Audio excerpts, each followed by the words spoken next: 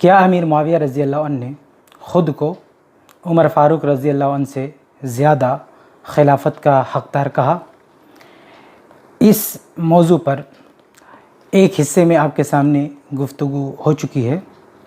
اور اسی موضوع کا یہ دوسرا اور آخری حصہ ہے۔ آج ہم اس روایت کو مکمل دیکھیں گے، یعنی سند متن کے ساتھ از اول تا اخیر دیکھیں گے، تاکہ کوئی یہ نہ کہہ سکے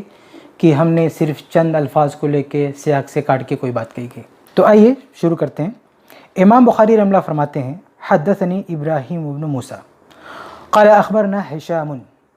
عن معمر عن الزہری۔ امام بخاری کی سند زہری تک پہنچتی ہے۔ زہری پہ رک کے ایک چیز آپ کے سامنے واضح کر دوں، وہ یہ کہ امام زہری رحمہ اللہ جس طرح ایک بہت بڑے محدث ہیں، ایسے ہی ایک معروف مورخ بھی ہیں، اور ان کی ایک عادت ہے کہ وہ کبھی کبھی مرفوع حدیث مکمل سند سے بیان کرتے ہیں، تو حدیث بیان کرتے ہوئے جب متن بیان کرنا شروع کرتے ہیں تو کبھی کبھی بیچ میں کچھ الفاظ، تاریخی الفاظ بھی ڈالتے جاتے ہیں، جس کو ادراج کہتے ہیں۔ امام زہری رحمہ اللہ نے کئی روایات میں ایسا کیا ہے کہ کچھ الفاظ کا ادراج کر دیا ہے، اور وہ ادراج والے الفاظ اصل سند سے منقول نہیں ہوتے ہیں۔ تو یہ جو حدیث ہے جس کو ہم پڑھنے جا رہے ہیں، اس حدیث کے ساتھ بھی امام زہری رحمہ اللہ نے یہ کیا ہے، یعنی کچھ الفاظ کا ادراج کیا ہے، لیکن یہاں نہیں، صحیح بخاری میں نہیں۔ صحیح بخاری کی حدیث تو بالکل سیو ہے، اس میں کوئی مدرج لفظ نہیں ہے، لیکن ایک دوسری کتاب میں مصنف عبدالرزاق میں امام زہری رحمہ اللہ نے اسی روایت کو بیان کرتے ہوئے بیچ میں بطور ادراج کچھ الفاظ بڑھائے ہیں۔ ان الفاظ نے کافی مشکل کھڑی کی ہے اس روایت کو سمجھنے میں، اس لیے ہم آگے چل کر اس پر بھی بات کریں گے۔ تو امام زہری رحمہ اللہ کا سند میں نام آیا تو ان کے تعلق سے یہ بات ہم نے واضح کر دی۔ آگے ہم آپ کو بتا رہے ہیں کہ کہاں انہوں نے اور کس کتاب میں کن الفاظ کو بڑھایا۔ آگے بڑھتے ہیں، سند آگے بڑھتی ہے۔ عن سالم عن ابن عمر قال واخبرني ابن طاؤوس عن اکرمۃ ابن خالد عن ابن عمر قال۔ یہاں تک سند ختم ہوتی ہے، امام بخاری سے لے کر عبداللہ بن عمر رضی اللہ عنہ تک یہاں پہ سند ختم ہوتی ہے۔ اس کے بعد متن شروع ہوتا ہے۔ ابن عمر رضی اللہ عنہ فرماتے ہیں دخلت علی حفصہ، میں حفصہ رضی اللہ عنہ کے پاس آیا۔ مطلب یہ ہوا کہ یہ واقعہ جس وقت کا ہے اس وقت حفصہ رضی اللہ عنہ باحیات تھیں، زندہ تھیں۔ اس روایت کی ان ابتدائی الفاظ ہی سے امام ابن الجوزی رحمہ اللہ کے موقف کی زبردست تردید ہوتی ہے۔ اس موضوع کے پہلے حصے میں نے آپ کو بتایا تھا کہ ابن الجوزی رحمہ اللہ کا موقف یہ ہے کہ اس حدیث میں جو واقعہ ذکر ہے وہ واقعہ اس وقت کا ہے جب امیر معاویہ رضی اللہ عنہ اپنے بیٹے یزید کے لیے بیعت لے رہے تھے، لیکن ابن الجوزی رحمہ اللہ کی اس بات کی تردید ہوتی ہے اس روایت کے ابتدائی الفاظ ہی سے۔ کیوں؟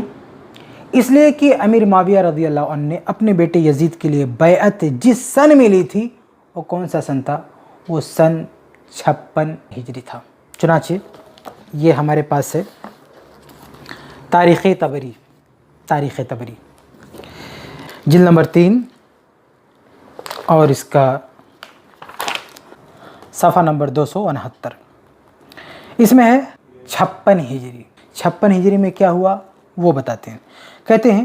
وَفِيهَا دَعَا مُعَاوِيَةُ النَّاسَ إِلَى بَيْعَةِ ابْنِهِ يَزِيدَ وَجَعَلَهُ وَلِيَّ الْعَهْدِ۔ اسی سن میں یعنی سن 56 ہجری میں امیر معاویہ رضی اللہ عنہ نے لوگوں کو اپنے بیٹے یزید کی بیعت کی طرف بلایا اور اسے ولی عہد بنایا۔ تو یہ کتاب کیا کہتی ہے کہ یزید کو ولی عہد بنانے کا واقعہ کس سن کا ہے؟ 56 ہجری کا ہے۔ لیکن صحیح بخاری کے الفاظ دیکھیں، صحیح بخاری کے الفاظ ہیں کہ ابن عمر رضی اللہ عنہ فرماتے ہیں دخلت علی حفصہ، میں حفصہ رضی اللہ عنہ کے پاس آیا، اور حفصہ رضی اللہ عنہ کی وفات سن 41 ہجری میں ہو چکی تھی۔ چنانچہ یہ ہمارے پاس سے سیر اعلام النبلاء، امام ذہبی کتاب ہے سیر اعلام النبلاء، اس کی جلد نمبر 2 ہے اور اس کا صفحہ نمبر ہے 229۔ اس میں امام ذہبی رحمہ اللہ فرماتے ہیں توفیت حفصۃ سنۃ 41 عام الجمعہ، یعنی حفصہ رضی اللہ عنہ کی وفات سن 41 ہجری میں عام الجمعہ میں ہو گئی۔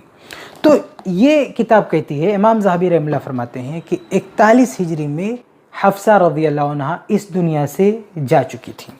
اور امیر معاویہ رضی اللہ عنہ نے یزید کے لیے ولی عہدی کی جو بیعت کی ہے وہ سن 56 ہجری میں، بیچ میں 15 سال کا وقفہ ہے۔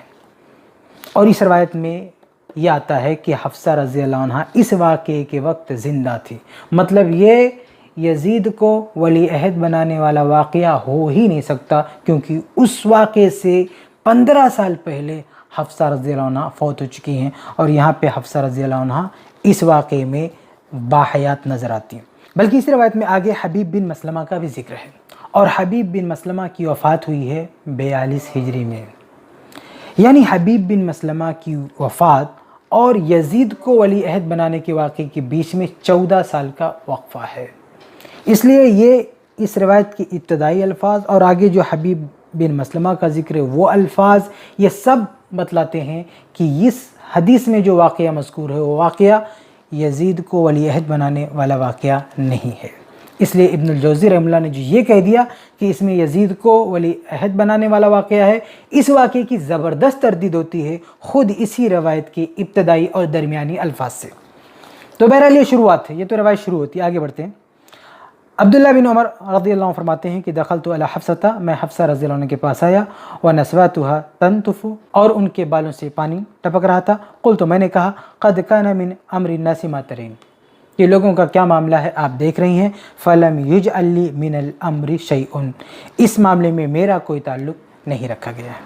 ان الفاظ کا کیا مفہوم ہے، اس کی مکمل تشریح پہلے حصے میں آپ کے سامنے رکھی جا چکی ہے اور بتایا جا چکا ہے۔ یہاں پر جو لفظ الامر ہے اس کا معنی حکومت اور خلافت نہیں ہے۔ یاد رہے کہ لفظ الامر حکومت اور خلافت کے لیے بھی آتا ہے، اس سے ہمیں انکار نہیں، لیکن یہاں پر یہ لفظ اس معنی میں نہیں ہے، اور سیاق اور سباق اور قرائن سے طے ہوگا کہ الامر کہاں کس معنی میں ہے۔ چنانچہ میں آپ کو بتاؤں کہ بہت سارے ایسے مقامات ہیں جہاں الامر کا لفظ ہے لیکن وہ کسی اور معنی میں ہے۔ مثال کے طور پر ایک روایت میں آپ کے سامنے پیش کروں، یہ ہے مصنف المصنف، امام عبدالرزاق کی کتاب المصنف، اس کی جلد ہے 11 اور صفحہ نمبر ہے 448 اور حدیث نمبر ہے 20,969۔ اس نمبر کے تحت ایک صحیح روایت ہے، مکمل صحیح روایت، صحیح سند کے ساتھ روایت ہے، اس میں عبداللہ بن عباس رضی اللہ عنہ ایک جملہ کہہ رہے ہیں، اس میں لفظ الامر استعمال کر رہے ہیں لیکن وہ خلافت کے معنی میں نہیں ہے۔ وہ جملہ کیا ہے دیکھیں آپ، روایت کیا ہے، روایت میں ہے وَإِنَّهُ لَمَّا أُثِبَ عَلَى عثمان، کہتے ہیں کہ جب عثمان بن عفان رضی اللہ عنہ پر حملہ ہوا، فقتل، اور عثمان رضی اللہ عنہ شہید کر دیے گئے، قلت لابن ابی طالب، تو میں نے علی ابن ابی طالب سے کہا، کیا کہا، اجتنب هذا الامر، یہاں الامر کا لفظ ہے۔ جب عثمان رضی اللہ عنہ شہید ہو گئے تو اس واقعے کے بعد عبداللہ بن عباس رضی اللہ عنہ ایک موقع سے علی رضی اللہ عنہ سے کیا کہہ رہے ہیں، اجتنب هذا الامر، اس معاملے سے آپ دور رہیں۔ یہاں پر الامر یعنی اس معاملے سے مراد امیر معاویہ رضی اللہ عنہ کے خلاف فوجی اقدام کرنا ہے۔ چنانچہ آگے الفاظ دیکھیں، عبداللہ بن عباس رضی اللہ عنہ فرماتے ہیں کہ میں نے علی ابن ابی طالب رضی اللہ عنہ سے کہا، اجتنب هذا الامر فستکفی، اس معاملے سے آپ اجتناب کریں، دور رہیں، آپ کے لیے کافی ہو جائے گا، فعصانی، لیکن انہوں نے میری نافرمانی کی، انہوں نے میری بات نہیں مانی، وما اراہ یظفر، اور مجھے نہیں لگتا کہ علی رضی اللہ عنہ میری بات نہ مان کر اپنے مقصد میں کامیاب ہو سکتے۔ کیوں؟ کہتے ہیں وَأَيْمُ اللَّهِ، اور اللہ کی قسم، لَيَظْهَرَنَّ عَلَيْكُمْ ابن ابی سفیان، عبداللہ بن عباس رضی اللہ عنہ اللہ کی قسم کھا کے فرماتے ہیں کہ اللہ کی قسم معاویہ بن ابی سفیان تم پر غالب ہو کر رہیں گے۔ یہ کہنے کی ایک وجہ بھی بتاتے ہیں، کہتے ہیں لِأَنَّ اللَّهَ قال، قرآن سے دلیل دیتے ہیں، کیونکہ اللہ تعالیٰ نے کہا ہے وَمَنْ قُتِلَ مَظْلُومًا، کہ جو شخص مظلوم قتل کیا گیا، فَقَدْ جَعَلْنَا لِوَلِئِهِ سُلْطَانًا، تو ہم اس کے ولی کو سلطنت عطا کر دیں گے۔ یہ آیت پڑھ کر عبداللہ بن عباس رضی اللہ عنہ فرما رہے ہیں کہ علی رضی اللہ عنہ کبھی بھی اپنے مقصد میں کامیاب نہیں ہو سکتے ہیں، امیر معاویہ رضی اللہ عنہ ہی غالب ہو کر رہیں گے، علی رضی اللہ عنہ ان پر غلبہ نہیں پا سکتے۔ تو چونکہ عبداللہ ابن عباس رضی اللہ عنہ یہ سمجھتے تھے کہ اگر علی رضی اللہ عنہ امیر معاویہ کے خلاف جائیں گے تو کچھ نہیں کر پائیں گے، امیر معاویہ رضی اللہ عنہ پر غلبہ نہیں پائیں گے، اس لیے عبداللہ بن عباس نے ان کو روکا اور کہا کہ یہ بیکار کی کوشش ہے، آپ اس میں کامیاب نہیں ہو سکتے، اجتنب ھذا الامر، امیر معاویہ رضی اللہ عنہ کے خلاف اقدام سے آپ بچیں۔ لیکن فآسانی علی رضی اللہ تعالیٰ عنہ نے عبداللہ ابن عباس رضی اللہ عنہ کی بات نہیں مانی۔ اس روایت میں دکھانا کیا ہے کہ اس روایت میں جو یہ جملہ ہے کہ اجتنب ھذا الامر، اس معاملے سے بچیں، آپ دور رہیں، تو عبداللہ ابن عباس رضی اللہ عنہ یہ نہیں کہہ رہے ہیں کہ آپ خلافت چھوڑ دیں، آپ خلافت سے دور رہیں، نہیں، بلکہ امیر معاویہ رضی اللہ عنہ کے خلاف فوجی قوت استعمال کرنے سے منع کر رہے ہیں، جیسا کہ آگے کے پورے الفاظ اس پر شاہد ہیں۔ تو یہ ایک مثال میں نے آپ کے سامنے رکھی ہے، یہ بتانے کے لیے کہ الامر کا لفظ ہر جگہ حکومت اور خلافت کے معنی میں نہیں آتا ہے۔ تو یہاں پر بھی عبداللہ بن عمر رضی اللہ عنہ نے جو یہ کہا کہ فَلَمْ يُجْعَلْ لِي مِنَ الْأَمْرِ شَيْءٌ، کہ اس معاملے میں میرا کوئی تعلق نہیں رکھا گیا، تو یہاں بھی معاملہ حکومت کا خلافت کا نہیں ہے، اس کی مکمل تشریح آپ کے سامنے پہلے حصے میں رکھی جا چکی ہے۔ اس لیے جن لوگوں نے یہ ترجمہ کیا ہے حکومت کا، وہ غلط ترجمہ ہے۔ مثال کے طور پر یہ دیکھیں آپ، یہ صحیح بخاری ہے، مترجم ترجمے کے ساتھ مولانا داؤد راز رحمہ اللہ کا ترجمہ ہے۔ انہوں نے یہاں ان لفظوں کا ترجمہ کیا کہتے ہیں کہ فَلَمْ يُجْعَلْ لِي مِنَ الْأَمْرِ شَيْءٌ، یہ الفاظ ہیں، ترجمہ کیا ہے، اور مجھے تو کچھ بھی حکومت نہیں ملی۔ یہ ترجمہ صحیح نہیں ہے، یہ جو حکومت کے لفظ سے ترجمہ کیا گیا یہ ترجمہ غلط ہے۔ عربی متن میں الامر ہے، حکومت کا لفظ نہیں ہے، ترجمے میں حکومت ہے، اور یہ ترجمہ غلط ہے۔ اور عبداللہ ابن عمر رضی اللہ عنہ یہ بات کہہ ہی نہیں سکتے کہ مجھے تو کچھ بھی حکومت نہیں ملی۔ اس موضوع کے پہلے حصے میں آپ کو تفصیل سے بتایا جا چکا ہے کہ عبداللہ ابن عمر رضی اللہ عنہ حکومت سے، سیادت سے بہت دور بھاگتے تھے۔ انہوں نے کبھی خلافت کی حکومت کے لالچ کی ہی نہیں، بلکہ خود ان کو زبردستی خلیفہ بنایا جا رہا تھا، ان کو کہا جا رہا تھا آپ خلیفہ بن جائیں، لیکن انہوں نے یہ آفر رد کر دیا۔ حتیٰ کہ امام ذہبی رحمہ اللہ نے کیا لکھا وہ بھی میں آپ کو دکھا دوں، یہ سیر و اعلام النبلہ ہے، اس کی جلد ہے 3 اور صفحہ ہے 227۔ امام ذہبی رحمہ اللہ ایک واقعہ نقل کرنے کے بعد کہتے ہیں قلت، میں کہتا ہوں، یعنی امام ذہبی کہتے ہیں میں کہتا ہوں، کان ان تنعقد البیعۃ لہ یومئذ، کہ قریب تھا کہ اس دن عبداللہ بن عمر رضی اللہ عنہ کی بیعت یعنی بیعت خلافت ہو جاتی، منعقد ہو جاتی، موجود مثل الامام علی رضی اللہ عنہ و سعید ابن ابی وقاص، باوجود یہ کہ اس وقت ابن عمر رضی اللہ عنہ سے بڑے بڑے اور ان سے زیادہ افضل صحابہ موجود تھے، مثلا علی رضی اللہ عنہ اور سعید بن ابی وقاص رضی اللہ عنہ۔ کہتے ہیں وَلَوْ بُوئِيَ، کہتے ہیں اگر اس دن عبداللہ ابن عمر رضی اللہ عنہ کی بیعت ہو جاتی، لَمَا اخْتَلَفَ عَلَيْهِ اثْنَانِ، تو ان کی بیعت پر کوئی دو رائے ہوتی ہی نہیں، یعنی ان کی بیعت پر کوئی اختلاف کرتا ہی نہیں،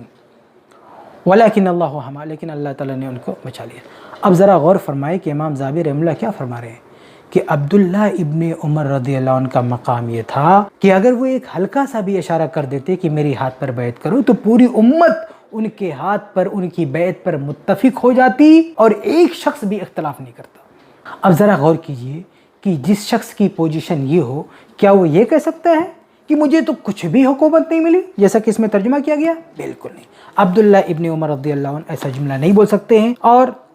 نہ ہی ان کے سامنے ایسی کوئی مجبوری تھی کہ وہ اس طرح کا جملہ بولیں۔ آگے ہے قالت الحق فإنهم ينتظرون، حفصہ رضی اللہ عنہ فرماتی ہیں کہ دیکھو جاؤ، لوگوں کے پاس جاؤ، لوگ آپ کا انتظار کر رہے ہیں۔ وَأَخْشَىٰ أَن يَكُونَ فِي احْتِبَاسِكَ عَنْهُمْ فُرْقَةٌ، اور مجھے ڈر ہے کہ کہیں تم نہیں جاؤ گے تو کوئی افتراق نہ ہو جائے، کوئی اختلاف نہ ہو جائے۔ اچھا، انہوں نے یہ کیوں کہا کہ آپ نہیں جائیں گے تو اختلاف ہو سکتا ہے؟ اصل میں ابھی آپ کے سامنے بات آئی کہ عبداللہ ابن عمر رضی اللہ عنہ کو بہت سارے لوگ خلیفہ بنانا چاہتے تھے، اور امام ذہبی رحمہ اللہ کا قول بھی میں نے آپ کے سامنے رکھا کہ قریب تھا کہ ان پر سب متفق ہو جاتے۔ ظاہر ہے جس کی پوزیشن یہ ہو، وہ اگر اس طرح کے اجتماعات میں نہ آئے تو کچھ لوگ اس کو غلط معنی دے سکتے ہیں کہ شاید وہ کچھ اور ہی سوچ رہے ہوں، اور پھر اس بنیاد پر کوئی فتنہ فساد ہو سکتا ہے۔ اس لیے کہا کہ تم وہاں پہ جاؤ، سب کے سامنے رہو، تاکہ تمہارے خیالات، تمہارے ارادے بھی لوگوں کے سامنے رہیں۔ آگے ہے کہ فَلَمْ تَدَعْهُ حَتَّى ذَهَبَ، حفصہ رضی اللہ عنہ برابر اصرار کرتی رہی یہاں تک کہ عبداللہ ابن عمر رضی اللہ عنہ ان کے پاس گئے۔ آگے ہے فَلَمَّا تَفَرَّقَ النَّاسُ خَطَبَ مُعَاوِیَہ، کہ جب لوگ الگ ہوئے اور پہلے حصے میں آپ کو بتایا جا چکا ہے کہ یہ تحکیم کا واقعہ ہے کہ جب امیر معاویہ رضی اللہ عنہ اور علی رضی اللہ عنہ کے بیچ میں مسئلہ حل کرنے کے لیے کچھ لوگوں کی بیٹھک ہوئی تھی، اجتماع ہوا تھا، جس کو واقعہ تحکیم کہتے ہیں، اس وقت کا کہ واقعہ ہے۔ تو اس وقت جب لوگ الگ ہوئے، بعض روایتوں میں کہ حکم لوگ اپنی بات کہہ کر الگ ہوئے، تو امیر معاویہ رضی اللہ عنہ نے خطبہ دیا اور کہا من کان یرید ان یتکلم فی ھذا الامر فلیطلع لنا قرنہ، کہ جو شخص اس معاملے میں بات کرنا چاہتا ہے وہ اپنا سر اٹھائے۔ یہ معاملہ کون سا تھا؟ اس موضوع کے پہلے حصے میں آپ کے سامنے واضح کیا جا چکا ہے کہ یہ معاملہ تھا عثمان رضی اللہ عنہ کے خون کے قصاص لینے کا،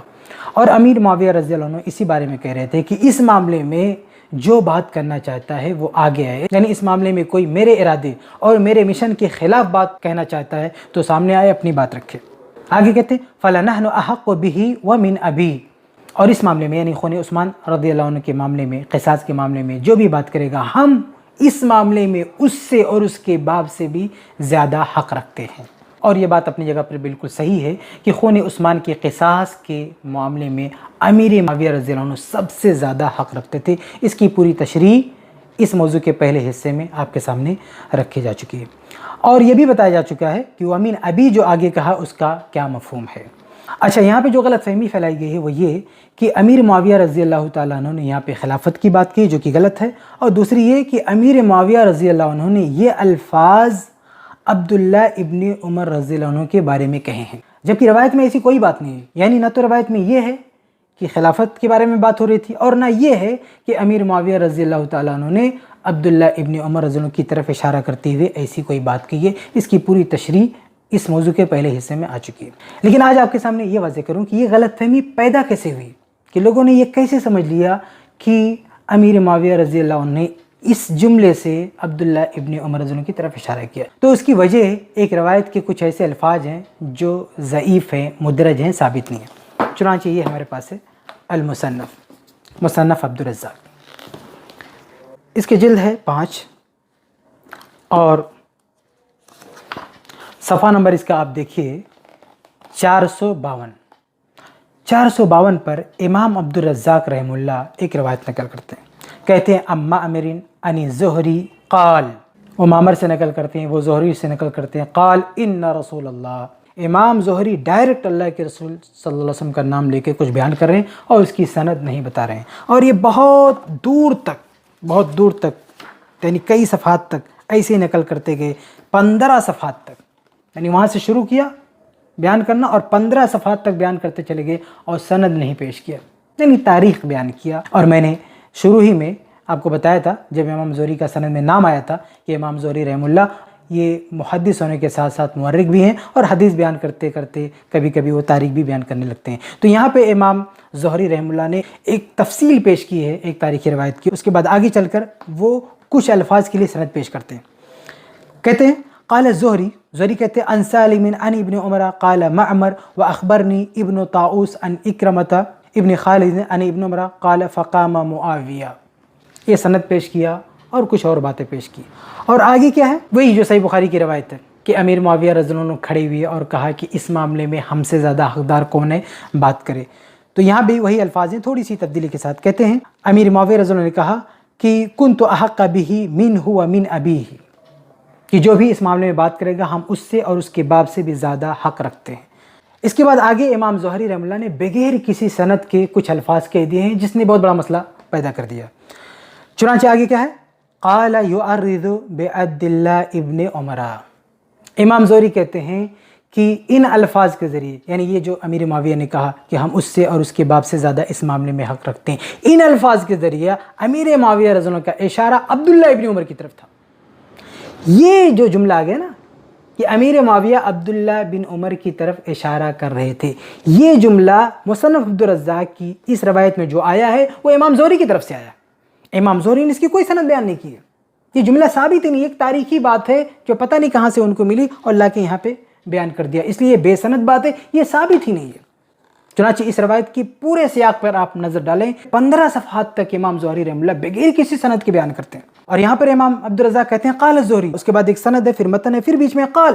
انہوں نے کہا یعنی امام زہری نے کہا، اور پھر امام زہری کے الفاظ نقل کرنے کے بعد پھر آگے قال عبداللہ ابن عمر، عبداللہ ابن عمر رضی اللہ تعالیٰ عنہ نے کہا، یعنی اس سے پہلے کے جو الفاظ ہیں وہ امام زہری کے الفاظ ہیں۔ تو امام زہری رحمہ اللہ نے یہاں پر ان الفاظ کا جو ادراج کیا ہے، انہی الفاظ کی وجہ سے کچھ لوگوں کو یہ غلط فہمی ہوئی کہ یہ جو اشارہ تھا امیر معاویہ رضی اللہ عنہ کا وہ عبداللہ بن عمر رضی اللہ عنہ کی طرف تھا، جبکہ یہ بات درست نہیں ہے۔ اس بارے میں مزید تشریح اس موضوع کے پچھلے حصے میں آپ کے سامنے آ چکی ہے۔ اچھا، ایک روایت سے اور غلط فہمی ہوئی ہے، یہ تاریخ دمشق ہے، ابن عساکر رحمہ اللہ کی کتاب، جلد نمبر ہے 31 اور صفحہ نمبر ہے 182۔ اس میں ایک روایت ہے، ابن العرابی رحمہ اللہ نے بھی یہ روایت نقل کی ہے، ان کی کتاب معجم میں یہ روایت موجود ہے، اور اس کی سند بظاہر صحیح معلوم ہوتی ہے، کیونکہ اس کی سند میں جو روات ہیں وہ سب کے سب ثقہ یا صدوق ہیں۔ اب اس روایت میں کیا آیا ہوا ہے؟ یاد رہے کہ یہی روایت المعجم الکبیر میں بھی ہے، اور وہاں سے ابن حجر رحمہ اللہ نے اس روایت کو فتح الباری میں نقل بھی کیا ہے۔ تو یہ دوسری روایت ہے، اس نے بھی بہت ساری غلط فہمیاں پیدا کی ہیں۔ اس روایت میں کیا ہے؟ اس روایت میں ابن عمر رضی اللہ عنہ فرماتے ہیں وَقَدِ اجْتَمَعُوا عَلَىٰ أَن يُوَلُّونِي، کہ لوگ اس بات پر متفق ہو گئے کہ مجھے ہی حاکم بنا ڈالیں گے۔ کہتے ہیں کہ فخرج معاویہ، تو کہتے ہیں اس اجتماع میں وہ جو میٹنگ ہو رہی تھی اس میں جب امیر معاویہ رضی اللہ عنہ آئے اور میں بھی اس میں آیا، فظن انی قدمت لذالک، تو عبداللہ ابن عمر رضی اللہ عنہ کہہ رہے ہیں کہ میں جب اس مجمع میں پہنچا تو امیر معاویہ رضی اللہ عنہ کو غلط فہمی ہوئی کہ میں خلیفہ بننے کے لیے آیا ہوں، تو انہوں نے میری طرف اشارہ کرتے ہوئے یہ جملہ کہا۔ یہ وہ روایت ہے جس کی بنیاد پر بھی کچھ لوگوں کو غلط فہمی ہوئی، بالخصوص جبکہ اس کے رجال ثقہ دکھ رہے ہیں اور سند بظاہر صحیح دکھ رہی ہے، لیکن حقیقت میں اس کی سند صحیح نہیں ہے۔ کیوں؟ کیونکہ اس سند میں عبداللہ ابن عمر رضی اللہ عنہ کے شاگرد کی جگہ جبلہ بن سہیم کا نام ٹھیک نہیں ہے۔ یہاں پہ صالح بن عبداللہ الترمذی نے غلطی سے یہ نام درج کیا ہے، جبکہ یہ نام صحیح نہیں ہے۔ اس کی دلیل یہ ہے کہ اسی روایت کو عین اسی سند کے ساتھ صالح سے بھی بڑے بڑے ثقات نے، مثال کے طور پر 2 ثقات نے نقل کیا ہے، تو انہوں نے یہ سند بیان نہیں کی ہے، بلکہ یہاں پہ حبیب بن ابی ثابت کو بیان کیا ہے جو ان سے روایت کرتے ہیں، جیسا کہ طبقات ابن سعد کی روایت ہے، اور المعجم الکبیر لطبرانی کی روایت ہے، اور المعجم الکبیر الطبرانی والی روایت ابن حجر رحمہ اللہ نے فتح الباری میں نقل بھی کی ہے۔ تو یہ صحیح بات یہ ہے کہ اس کی سند میں حبیب بن ابی ثابت ہیں اور وہ مدلس ہیں اور وہ ان سے روایت کرتے ہیں، اس لیے یہ روایت صحیح نہیں ہے۔ تو اس روایت نے بھی ایک کردار ادا کیا ہے لوگوں کو غلط فہمی میں ڈالنے کا۔ تو یہ روایت اور اسی طرح سے مصنف عبدالرزاق کی روایت، ان 2 روایتوں کی بنیاد پر یہ غلط فہمی پھیل گئی کہ امیر معاویہ رضی اللہ عنہ نے یہاں عبداللہ ابن عمر رضی اللہ عنہ کی طرف اشارہ کیا، جبکہ ایسا کچھ بھی نہیں ہے۔ ہم صحیح اور ثابت روایتیں دیکھتے ہیں تو اس میں ایسی کوئی بات ہم کو نہیں ملتی ہے۔ آگے بڑھتے ہیں۔ قال حبیب بن مسلمہ، حبیب بن مسلمہ نے کہا، یاد رہے کہ عبداللہ ابن عمر رضی اللہ عنہ یہ واقعہ بیان کر رہے ہیں، وہ جب یہ واقعہ بیان کر رہے تھے تو ان کے سامنے حبیب بن مسلمہ بھی تھے۔ عبداللہ ابن عمر رضی اللہ عنہ نے بیان کیا کہ لوگوں کا جب اجتماع ہو رہا تھا، سب لوگ وہاں جا رہے تھے، میرا کوئی کام نہیں تھا اس لیے میں نہیں جا رہا تھا، لیکن حفصہ رضی اللہ عنہ کے اصرار پر میں وہاں پر گیا۔ جب میں وہاں پر گیا، لوگ اپنی بات کہہ چکے تو امیر معاویہ رضی اللہ عنہ کھڑے ہوئے، اور کھڑے ہو کر انہوں نے کہا کہ اس معاملے میں سب سے زیادہ حق ہمارا ہے، اور جو اس مسئلے میں بات کرنا چاہے وہ آگے بڑھے بات کرے۔ تو یہ سارا واقعہ اور یہ ساری باتیں عبداللہ ابن عمر رضی اللہ عنہ نے اس انداز سے بیان کی کہ حبیب بن مسلمہ کو لگا کہ اس موقع پر امیر معاویہ رضی اللہ عنہ نے جو کچھ کہا تھا اس سے عبداللہ ابن عمر متفق نہیں ہے۔ تو حبیب بن مسلمہ نے ان سے پوچھا فَحَلَّ أَجَبْتَهُ، تم نے وہیں پر جواب کیوں نہیں دیا؟ اچھا، یہ جو جملہ کہا نا حبیب بن مسلمہ نے کہ تم نے وہیں پر جواب کیوں نہیں دیا، اس کو ہم مزید تشریح کے ساتھ سمجھنے سے پہلے آئیے یہ دیکھ لیتے ہیں کہ حبیب بن مسلمہ ہیں کون۔ اصل میں لوگ یہ واقعہ بیان کرتے ہیں اور اس انداز سے بیان کرتے ہیں کہ حبیب بن مسلمہ یہ امیر معاویہ کے مخالف رہے ہوں گے، جبکہ ایسا نہیں ہے، بلکہ اسی روایت کی تشریح کرتے ہوئے حافظ ابن حجر رحمہ اللہ نے اگلے ہی صفحے پہ فتح الباری میں کیا لکھا ہے دیکھیں، کہتے ہیں قال حبیب ابن مسلمہ، حبیب بن مسلمہ نے کہا۔ تو اس کی تشریح کرتے ہوئے ابن حجر کہتے ہیں صحابی صغیر، یہ چھوٹے صحابی ہیں، ولی ابی صحبت، ان کے ابا بھی صحابی تھے، وکان قد سکن الشام، کہ حبیب بن مسلمہ یہ شام میں سکونت اختیار کیے ہوئے تھے، وَأَرْسَلَهُ مُعَاوِيَةُ فِي عَسْكَرٍ لِنَصْرِ عثمان، کہتے ہیں کہ عثمان رضی اللہ عنہ کے خلاف جب لوگوں نے ہنگامہ کیا تھا تو امیر معاویہ رضی اللہ عنہ نے ان کے ہاتھ ایک لشکر بھیجا تھا کہ جائیں لنصر عثمان، عثمان رضی اللہ عنہ کی مدد کریں تاکہ ان کو لوگ نقصان نہ پہنچا پائیں۔ کہتے ہیں فَقُتِلَ عثمان قبل ان يصل، تو حبیب بن مسلمہ اس سے پہلے کہ عثمان رضی اللہ عنہ کے پاس یہ فوج لے کر پہنچتے، اس سے پہلے عثمان رضی اللہ عنہ شہید کیے جا چکے تھے۔ فرجع، تو حبیب بن مسلمہ امیر معاویہ کے پاس واپس آ گئے۔ فکان مع معاویہ، تو یہ معاویہ رضی اللہ عنہ کے ساتھ ہی رہتے تھے۔ وَوَلَّاهُ غَزْوَةَ الروم، اور معاویہ رضی اللہ عنہ نے روم کے غزوے میں ان کو ذمہ دار بنایا تھا۔ فکان یقال له حبیب الروم، ان کو حبیب الروم بھی کہا جاتا تھا، لکثرت دخولہ علیہم، کیونکہ یہ بہت زیادہ وہاں جایا کرتے تھے۔ اس بیان سے کیا پتہ چلا؟ اس سے پتہ چلتا ہے کہ حبیب بن مسلمہ رضی اللہ عنہ یہ امیر معاویہ رضی اللہ عنہ کے مخالفین میں سے نہیں ہے، بلکہ یہیں پر ابن حجر رحمہ اللہ نے آگے بڑی صراحت کے ساتھ کہا، اوپر یہ بیان کر کے آگے کہا، وقد قدمنا، ہم پہلے یہ کہہ چکے ہیں، ان حبیب ابن مسلمہ المذکور کان من اصحاب معاویہ، کہ حبیب بن مسلمہ جو اس حدیث میں مذکور ہے وہ معاویہ رضی اللہ عنہ کے ساتھیوں میں سے تھے۔ اب یہ بات کلیئر ہوگی کہ حبیب بن مسلمہ کون تھے؟ امیر معاویہ رضی اللہ عنہ کے ساتھیوں میں سے تھے، امیر معاویہ رضی اللہ عنہ کے حمایتی تھے، امیر معاویہ رضی اللہ عنہ کے مشن میں ان کے ساتھ تھے۔ اب آئیے دیکھتے ہیں کہ آگے جو انہوں نے کہا اس کا مطلب کیا ہے۔ تو قال حبیب بن مسلمہ، حبیب بن مسلمہ نے کہا فحلا جب تو اے ابن عمر، آپ نے پھر مجمع میں اس وقت یہ بات کیوں نہیں کی؟ یعنی آپ آج یہ اختلاف کیوں ذکر کر رہے ہیں؟ اگر آپ کو واقعی امیر معاویہ رضی اللہ عنہ سے اختلاف تھا تو جب مجمع ہو رہا تھا وہاں پہ آپ کو بولنا چاہیے تھا۔ یہ اصل میں ترجمہ ہے فحلا عجبتو، کہ آپ کو تو وہیں پہ بولنا چاہیے، اور چنانچہ مولانا داؤد راز رحمہ اللہ نے اس جملے کا ترجمہ صحیح کیا ہے، فحلا عجبتو، اس کا ترجمہ کیا کہ آپ نے وہیں اس کا جواب کیوں نہیں دیا، آپ نے وہیں اس کا جواب کیوں نہیں دیا۔ مطلب یہ ہے کہ اگر آپ کو اس بات سے اختلاف تھا تو آج اس کا تذکرہ کیوں کر رہے ہیں؟ جب موقع تھا اس وقت بولنا چاہیے تھا۔ تو آگے عبداللہ ابن عمر رضی اللہ عنہ کیا کہہ رہے ہیں کہ میں وہاں پہ جواب کیوں نہیں دیا، اس کی وجہ بتاتے ہیں۔ کہتے ہیں قال عبداللہ نے کہا فحللت حبوتی وحممت ان اقول، کہتے ہیں کہ میں نے اپنا کپڑا سمیٹا اور یہ ارادہ کیا کہ میں جواب دوں اور کہہ دوں احق بهذا الامر منک من قاتلک وعباک علی الاسلام،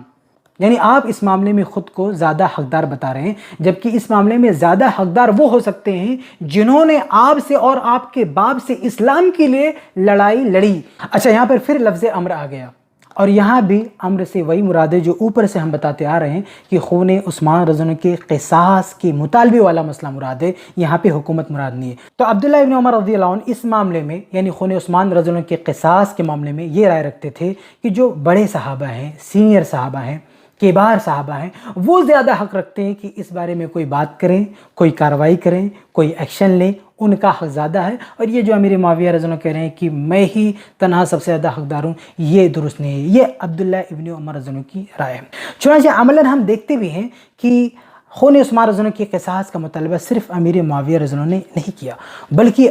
ایسے صحابہ کرام کے بھی نام آتے ہیں جو ان سے کہیں زیادہ افضل ہیں، ان سے کہیں زیادہ بڑے ہیں۔ چنانچہ ایک روایت میں آپ کو دکھاؤں، یہ مصنف عبدالرزاق ہے،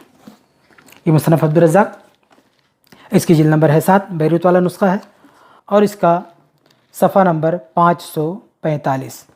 اس میں کیا ہے دیکھیں، اس میں ہے کہ طلحہ اور زبیر رضی اللہ عنہ یہ جب دونوں علی رضی اللہ عنہ کے خلاف ہو گئے تو علی رضی اللہ عنہ نے ان دونوں سے کیا کہا،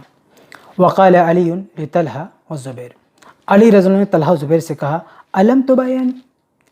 کہ تم لوگ میرے خلاف جا رہے ہو، کیا تم لوگوں نے میری بیعت نہیں کی تھی؟ فقال نطلب دم عثمان، تو ان دونوں نے، طلحہ اور زبیر، ان دونوں صحابہ نے کیا کہا کہ ہم عثمان رضی اللہ عنہ کی خون کا بدلہ چاہتے ہیں۔ اب ذرا دیکھیں کہ یہاں پر کن کا نام آ رہا ہے، امیر معاویہ رضی اللہ عنہ کا نہیں، بلکہ طلحہ اور زبیر رضی اللہ عنہ کا نام آ رہا، اور یہ دونوں صحابہ بدری صحابہ ہیں، یہ دونوں صحابہ امیر معاویہ رضی اللہ عنہ سے کہیں بڑھ کر فضیلت اور مرتبت والے ہیں، اور یہ دونوں صحابہ ان 10 صحابہ کرام میں سے ہیں جن کو اسی دنیا میں جنت کی بشارت دی گئی تھی، اور یہ دونوں صحابہ بھی خون عثمان رضی اللہ عنہ کے مطالبے کو لے کر کھڑے ہو گئے، نہ صرف کھڑے ہو گئے بلکہ علی رضی اللہ عنہ کے بھی خلاف ہو گئے کہ عثمان رضی اللہ عنہ کے خون کا بدلہ لیا جائے، اور یہ روایت سندن بالکل صحیح ہے۔ تو عملاً کئی ایسے صحابہ کے نام ملتے ہیں جو حقیقت میں امیر معاویہ رضی اللہ عنہ سے بڑے تھے، مقام و مرتبے میں، فضیلت میں، عمر میں، کئی لحاظ سے بڑے تھے۔ انہوں نے باقاعدہ یہ آواز اٹھائی کہ خون عثمان رضی اللہ عنہ کا قصاص لیا جائے۔ تو عبداللہ ابن عمر رضی اللہ تعالیٰ عنہ اس معاملے میں یعنی خون عثمان رضی اللہ عنہ کے قصاص کے معاملے میں یہ سمجھ رہے ہیں کہ امیر معاویہ رضی اللہ عنہ تنہا اس کے حقدار نہیں ہے، بلکہ ان سے جو سینئر صحابہ ہیں ان کا حق زیادہ بنتا ہے کہ وہ اس معاملے میں گفتگو کریں، کوئی بات کریں۔ یہ امیر معاویہ رضی اللہ عنہ کا تنہا مسئلہ نہیں ہے، اور یہ بات اپنی جگہ پر صحیح ہے کہ اور لوگوں کی بھی ذمہ داری تھی، لیکن اصلاً امیر معاویہ رضی اللہ عنہ ان سے زیادہ قریبی تھے، اس لیے حقیقت میں وہ سب سے زیادہ حق رکھتے تھے، ان کا حق سب سے زیادہ تھا۔ ذمہ داری اور لوگوں کی بھی تھی، لیکن بہرحال ان کا حق سب سے زیادہ تھا۔ لیکن عبداللہ ابن عمر رضی اللہ عنہ اس طرح سوچ رہے تھے کہ یہ مسئلہ بھی یعنی خون عثمان رضی اللہ عنہ کے قصاص کا مسئلہ، یہ مسئلہ بھی ایسا نہیں ہونا چاہیے کہ امیر معاویہ رضی اللہ عنہ اس کو مدعا بنا کے ایک اختلاف پیدا کریں، بلکہ یہ معاملہ بھی کبار صحابہ کے حوالے کر دینا چاہیے۔ تو یہ عبداللہ ابن عمر رضی اللہ عنہ کے کلام کا مطلب ہے کہ خون عثمان رضی اللہ عنہ کے قصاص کے مسئلے میں بھی امیر معاویہ رضی اللہ عنہ کو سب سے آگے بڑھ کے اختلاف نہیں کرنا چاہیے، بلکہ جو بڑے بڑے صحابہ کرام ہیں وہ جیسا کر رہے ہیں ویسا ہونا چاہیے۔ اچھا آگے کیا ہے؟ کہتے ہیں کہ میں یہ جواب دینا چاہا، لیکن فخشیت ان اقول کلمۃ تفرق بین الجمع، کہتے ہیں کہ میں ڈرا کہ میں ایک ایسی بات کہہ دوں جس سے اور تفرقہ ہو جائے، وَتَسْفِكُ الدَّمْ، اور میری بات خون خرابہ پیدا کرے، وَيُحْمَلُ عَنِّي غَيْرُ ذَلِكَ، اور میری بات کا ایک الگ مطلب لے لیا جائے جو میری مراد نہ ہو۔ اچھا ان الفاظ پر بھی آپ غور کریں، یہ الفاظ بھی بتا رہے ہیں کہ یہاں پہ عبداللہ ابن عمر رضی اللہ عنہ کے جواب کا وہ معنی نہیں جو لوگ بیان کر رہے ہیں۔ لوگ کیا بیان کریں کہ یہاں خلافت کی بات ہو رہی تھی اور عبداللہ ابن عمر رضی اللہ عنہ نے یہ کہا کہ میں نے ارادہ کیا کہ میں یہ جواب دوں کہ خلافت کے بارے میں جن لوگوں نے تم سے قتال کیا، تمہارے باپ سے قتال کیا، یعنی علی رضی اللہ عنہ، وہ تم سے زیادہ خلافت کا حق رکھتے ہیں۔ ذرا غور کیجئے کہ اگر عبداللہ ابن عمر رضی اللہ عنہ نے یہ کہنے کا ارادہ کیے ہوتے کہ علی رضی اللہ تعالیٰ عنہ آپ سے زیادہ خلافت کا حق رکھتے ہیں، تو بتائیے انہیں ان سب چیزوں سے ڈرنے کی کیا ضرورت تھی؟ یہ مسلمہ حقیقت تھی کہ علی رضی اللہ تعالیٰ عنہ امیر معاویہ رضی اللہ عنہ سے زیادہ خلافت کا حق رکھتے تھے۔ اس مسئلے میں تو کبھی اختلاف ہوا ہی، امیر معاویہ رضی اللہ عنہ نے کبھی ایسا دعویٰ کیا نہیں، کسی کے ذہن و دماغ میں بھی یہ بات کبھی نہیں آئی کہ امیر معاویہ رضی اللہ عنہ علی رضی اللہ عنہ سے زیادہ خلافت کا حق رکھتے تھے۔ تو یہ جملہ یعنی علی رضی اللہ عنہ خلافت میں تم سے زیادہ حق رکھتے ہیں، یہ جملہ اگر عبداللہ ابن عمر رضی اللہ عنہ اس مجمع میں کہہ دیتے تو کوئی خون خرابہ نہیں ہوتا، اس سے کوئی اختلاف نہیں کرتا۔ البتہ اس مجمع میں اگر عبداللہ ابن عمر رضی اللہ عنہ یہ کہہ دیتے کہ اے امیر معاویہ رضی اللہ عنہ، جس حق کو آپ جتلا رہے ہو اور جو آواز آپ اٹھا رہے ہو، اس معاملے میں آپ سے زیادہ حق دوسرے رکھتے ہیں، تو اس کا مطلب کیا ہو سکتا تھا؟ اس کا مطلب یہ بھی لیا جا سکتا تھا کہ اے امیر معاویہ رضی اللہ عنہ، آپ دستبردار ہو جائیں، آپ اس مطالبے سے ہٹ جائیں، آپ اپنی آواز بند کر دیں، یعنی آپ جو یہ مطالبہ لے کر اٹھیں آپ بالکل دستبردار ہو جائیں، آپ خاموش ہو جائیں۔